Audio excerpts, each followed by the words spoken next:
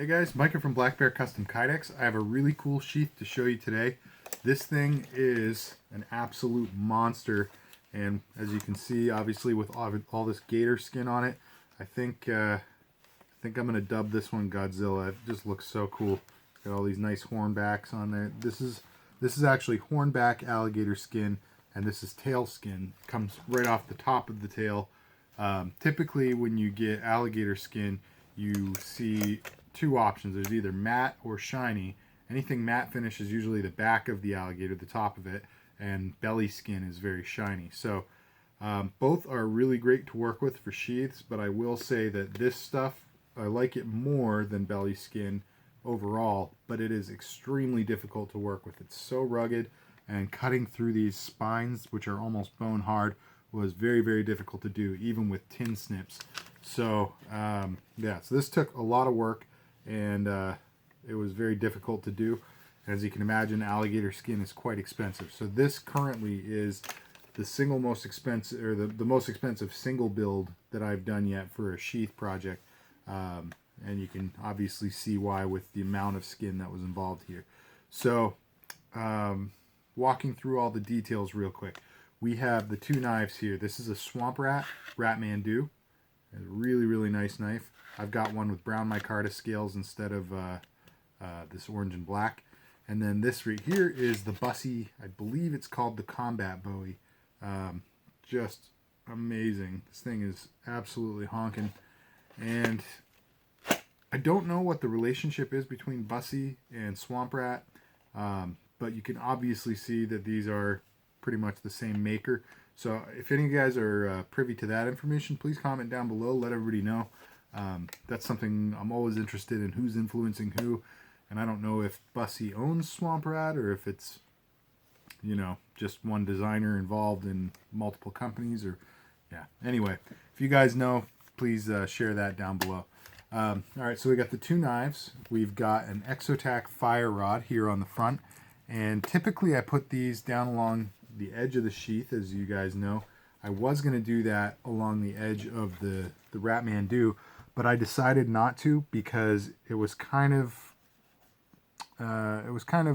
disrupting the space where the streamlight is down here, and I didn't want there to be any issues with, you know, having to kind of clamor to grab one accessory or the other. I like everything to be freely accessible, as easy as possible, so I just mounted it to the face. It keeps everything a little bit more low profile, but in the interest of staying as low profile as possible, there is one little caveat with this.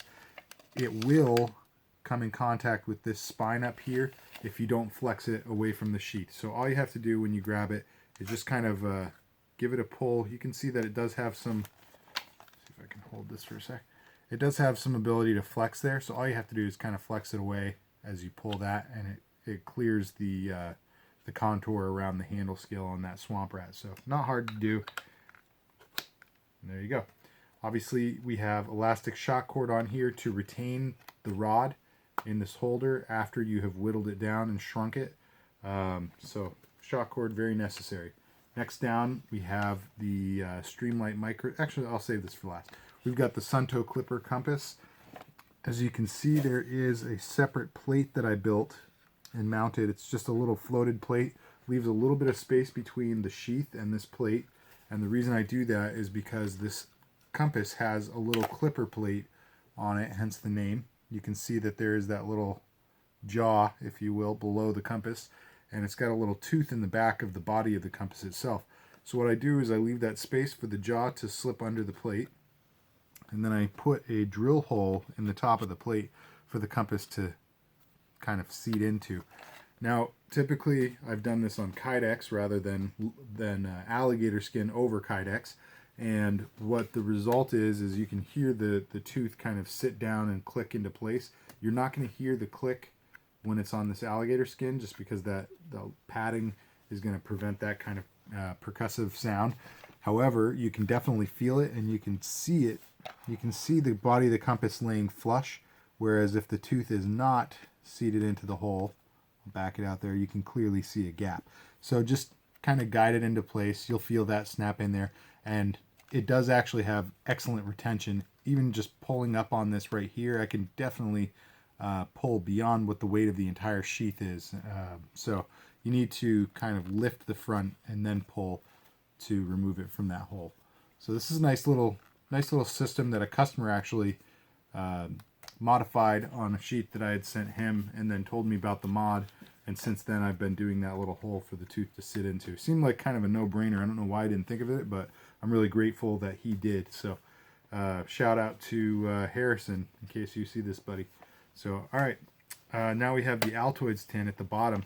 This is a large Altoid tin, obviously, and this holder is bidirectional, so that the tin could go out either side of it. However, it's not going to come out the top because this D-ring adapter is actually kind of going to get in the way. I think you could probably muscle it past, but I don't see the sense. Plus, it seems a little more comfortable to me. This is going to be a Baldric system. I'll show you that in a second, but it seems a little bit more comfortable. If you're just reaching for an accessory that you'd want to just kind of use your thumb to push this tin out the bottom, grab it and draw. It is really secure in there, so you don't have to worry about this thing falling out on you, but it's also a very smooth action. So while it's tight, it does move really consistent and smooth. So I think you'll feel that, Michael, when you get this and you start to mess around with it a little bit, you'll notice. But the reason I put that tight on there is because obviously I don't know what you're going to put in your tin, so it might be a heavy tin when you're done with it. It might not. More security is better. I don't want you to accidentally hit it and just knock it out.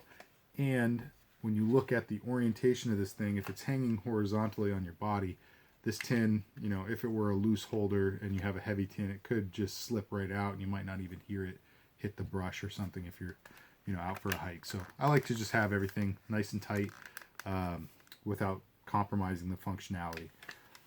All right, so the last thing for accessories we have is this Streamlight Micro Stream. This holder down here, I set up so that it also is bidirectional, but if you try to pull the light out the bottom, you're going to have some issues with it running into the curved edge of the sheath. So I think it's better, if you want to take it out, to only pull it out the top. Now the orientation of the light on the sheath, the positioning of it is intentional. I like to have, when I have a Baldric system, I really like to put the light up on the edge of the sheath, directly under and directly at the mouth of the sheath here. The reason is because as you're wearing your sheath, you guys probably already see what's coming here, but as you're wearing the sheath, you can click that light on and you can use both of your hands to do whatever you need to do, including, you know, grab and use your knives while also illuminating your path. It's just a convenient little feature that saves you a little bit of the what am I trying to say? It gives you both hands free. That's the point. So I like that orientation there. That's what I try to do. And just one quick thing, Michael, the pocket clip for your light is going to be in the packaging. So if you ever want to use the light apart from the sheath system, you're going to be able to.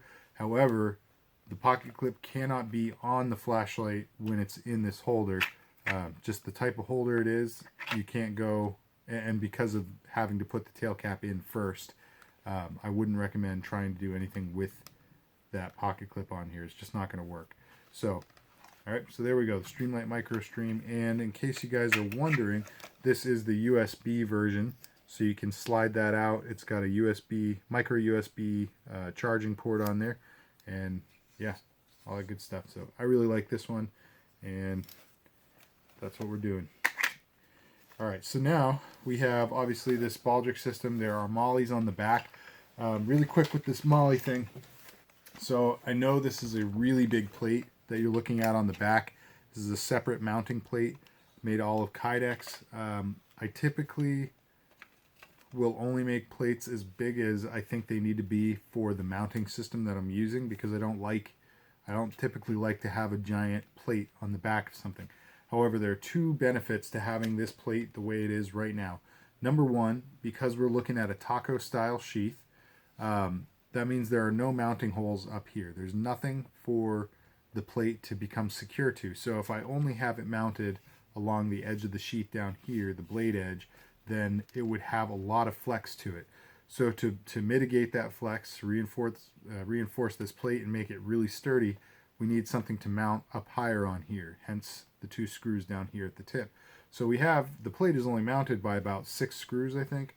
5 actually. It's only mounted by 5 screws right now, but it's insanely sturdy. This thing is not going anywhere. It's not going to fail on you.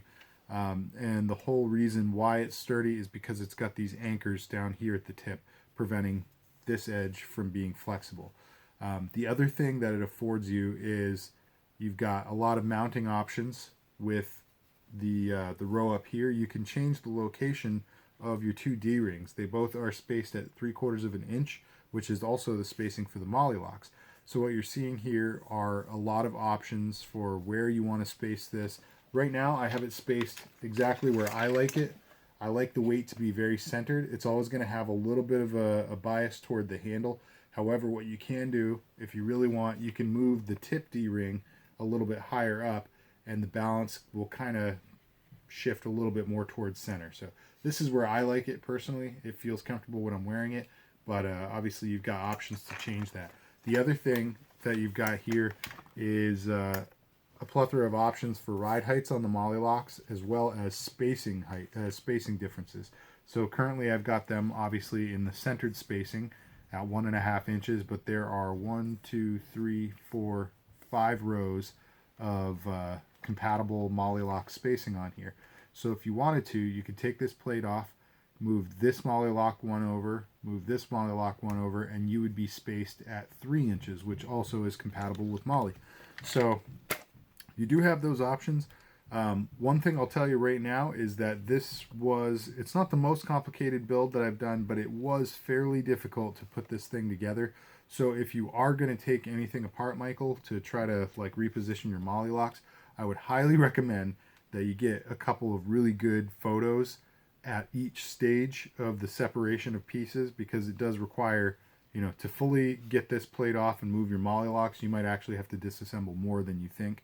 I can't honestly recall which things you would have to totally take off, but some of those screws go all the way from the front to the back, so it is not the easiest thing to do. So be aware of that. Be careful. Take pictures before you disassemble anything, and take pictures at each stage of the process so that you can put this back together the way it needs to be. Let's see if there's anything else. Oh yeah, this sling. This is from Beachin Tactical. If you guys haven't checked out Beachin, Beachin, Beachin Tactical, Jacob Peterson is the guy. He is an amazing craftsman. He's a good dude to work with, and these slings are the best on the market in my opinion. I don't think you're going to find anything better than this. He does a lot of rifle sling work. These are specifically Baldric slings, but obviously they could probably work for a wide variety of other things. I mean, he's got duffel clips on these particular ones, but he's got HK clips available as well. So yeah, you could even replace a duffel strap or something with one of these slings. It's just really nice, high quality stuff, and they do quick adjustment as well. So if you need to loosen this thing up, you can just grab this buckle, bam, it's done, and then tightening it. He's got this quick adjust loop. You just stick your thumb in there and tighten that sucker down. So this is really a treat to use. I've personally used a couple of these slings. This is the Baldric sling, which has a paracord weave, and then he's got a light Baldric sling without the paracord. I've personally used them both, and I love them both. My preference would be for the paracord to be there with any kind of system that's a little bit larger and heavier, like this one. This actually isn't crazy heavy. It looks heavier than it is, but yeah, that paracord does definitely help pad the whole system on your shoulder, and obviously having extra paracord with you in the wilderness is a good thing if you ever need it. So yeah, that's pretty much the whole system in a nutshell. I do have an exciting announcement coming up in the next few days. I'll be announcing a new product that Beachin and I have collaborated on, Jacob Peterson. He's done all the work, and I've just kind of given my conceptual input, but I'm really proud to be presenting that to you guys. I think it will be a great benefit. Yeah,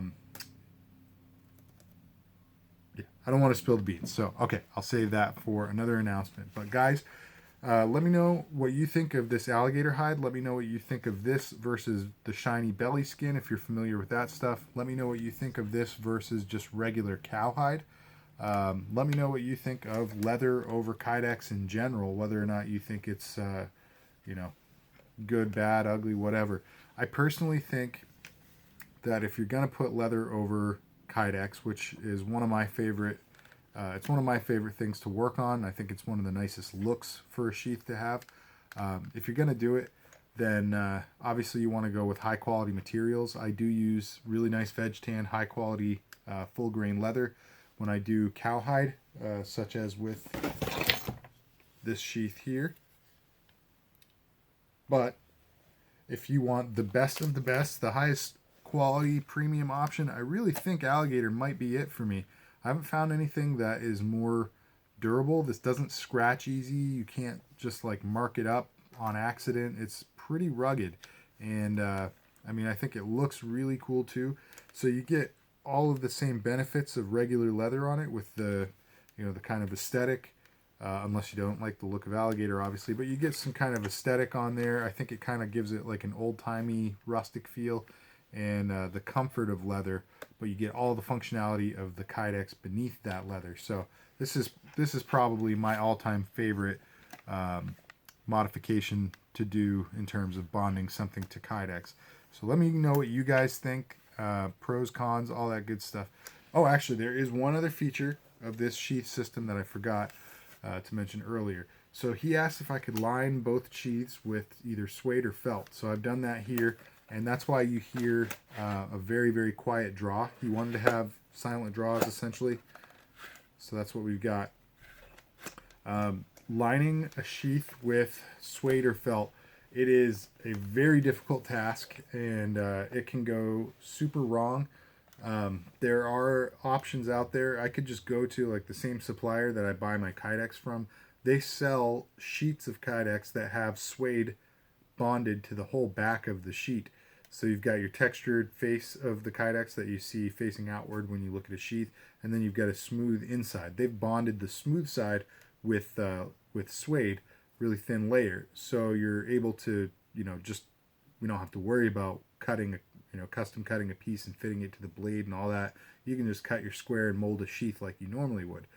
However, there are a couple things I really dislike about that. Number one is that when you finish doing that, your edges of the sheath are going to show that little seam of suede all the way through. I just really don't like the look of that. And then number two is, for whatever reason, I really don't understand this, but the adhesive that they use to bond the suede to the Kydex is really low heat resistant. So if you heat your piece, so you got to heat Kydex up to like 320 degrees to make it a really workable piece. So why then is the adhesive not good at that temperature? It just strikes me as a little bit stupid, to be honest. So the one time I've tried doing a project with that stuff, I heated the Kydex up, and that suede started to kind of like slip off of it. So then you have all this goo, this gunky adhesive like exposed to your, or exposing the knife to that, and all that. I just don't like that at all. So what I did here was I just wrapped a piece of felt around the knife, pulled it tight, and used a pencil or marker or something, I can't remember, to sort of just trace the outline of the blade. And then I kept the piece folded, I cut it out, and I just tacked it to the inside of the Kydex with the same adhesive that I used to bond leather to Kydex. So it worked really, really well. It was a little bit tricky and very time consuming, but it came out really nicely. I was very happy that it came out perfectly on the first try for both knives. So at least there was that. But yeah, all right, that is what I've got for you guys. I'll stop rambling now. The video is 19 minutes long. So guys, if you like this sheath, if you like this video, if you like these knives, hit that like button. If you like the channel, subscribe. Definitely comment down below. Give me your input on all this gear right here. Tell me what you think of Bussy and Swamp Rat, if there's any connection that you're aware of. I mean, there's obviously a connection, but what the connection is, I'd love to hear that from you guys. And certainly what you think of alligator over Kydex. This is such a cool look, and this is definitely like the primo option if you're interested in doing something like that. So, all right, guys. Like, share, comment, subscribe. Thank you so much for sticking around for 20 minutes of my rambling, and I hope you tune in for the next one. God bless.